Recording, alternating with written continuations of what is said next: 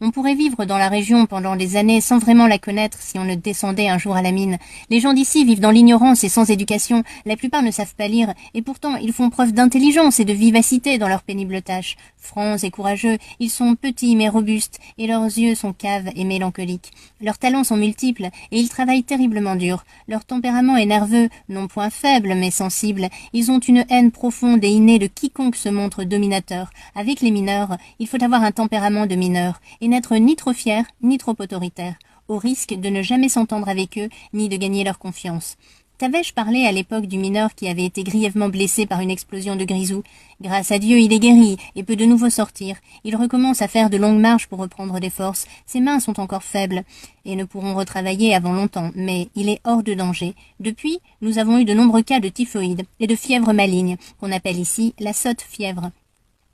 Elle leur donne de mauvais rêves, des sortes de cauchemars, et les fait délirer. C'est ainsi que nous avons à nouveau beaucoup de malades et d'alités.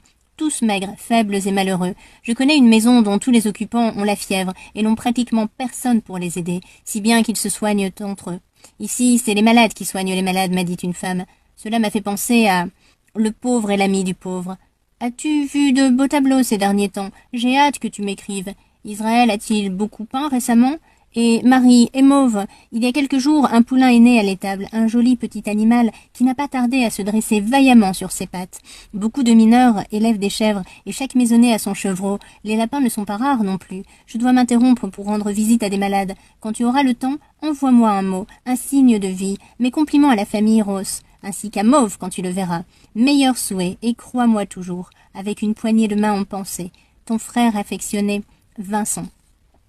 Descendre dans une mine est une sensation très désagréable. On embarque dans une espèce de panier ou de cage, ou comme un seau dans un puits, mais ce puits fait entre 500 et 700 mètres de profondeur, si bien que, lorsqu'on est au fond et qu'on regarde vers le haut, la lumière du jour n'est pas plus grosse qu'une étoile dans le ciel. C'est comme prendre la mer pour la première fois, mais en pire. Heureusement, cela ne dure pas longtemps. Les mineurs s'y habituent, même s'ils ne peuvent jamais se débarrasser d'un sentiment d'horreur et de peur bien compréhensible et justifié.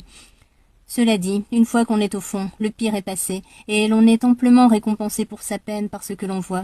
Mon adresse est Vincent Van Gogh chez Jean-Baptiste Denis, rue de Petit-Vam, Borinage, Hainaut.